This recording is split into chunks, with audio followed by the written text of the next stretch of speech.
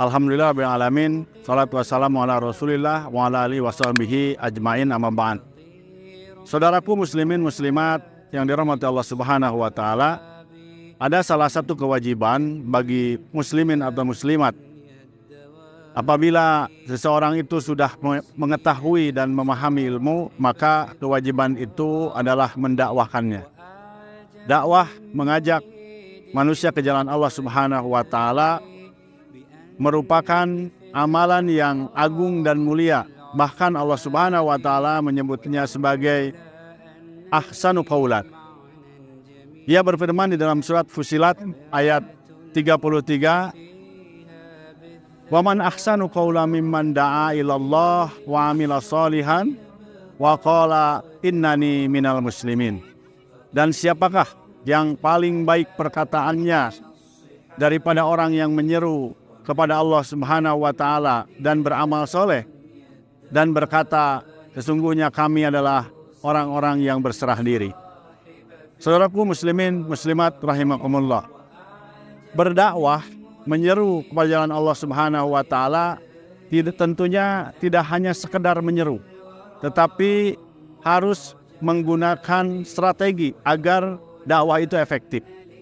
Di antara jalannya, di antara strateginya adalah dengan cara lemah lembut dalam menyampaikan kebaikan. Dan ini merupakan arahan dari Allah Subhanahu wa taala dan ditegaskan kepada Rasulullah SAW, di mana Allah berfirman di dalam surat Al-Imran ayat 159, "Fabima rahmatin minallahi lintalahu." Karena rahmat Allah lah kamu menjadi bersikap lemah lembut. "Walau kunta faddon ghalidul qalbi lan faddu min haulik." Dan seandainya kamu bersikap keras dan berkeras hati, maka mereka akan pergi dari sekelilingmu.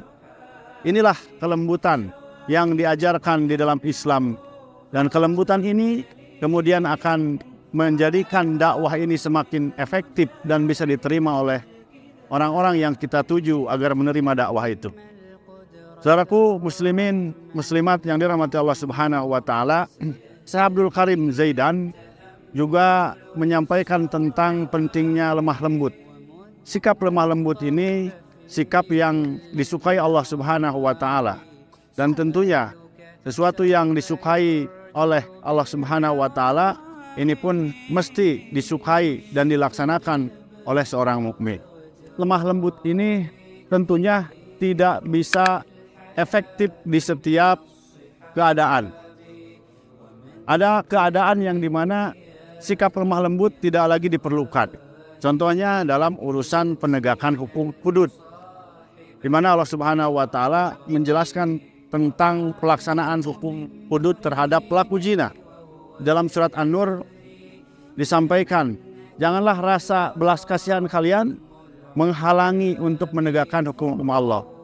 Artinya rasa belas kasihan atau sikap lemah lembut ini tentunya harus diterapkan dalam konteks yang tepat dan proporsional. Mudah-mudahan kita para aktivis dakwah dan para kaum muslimin yang juga memiliki kewajiban untuk berdakwah diberikan oleh Allah Subhanahu wa taala sikap lemah lembut, dan diberikan juga sikap yang proporsional dalam menempatkan sikap lemah lembut itu. Demikian, Assalamualaikum warahmatullahi wabarakatuh.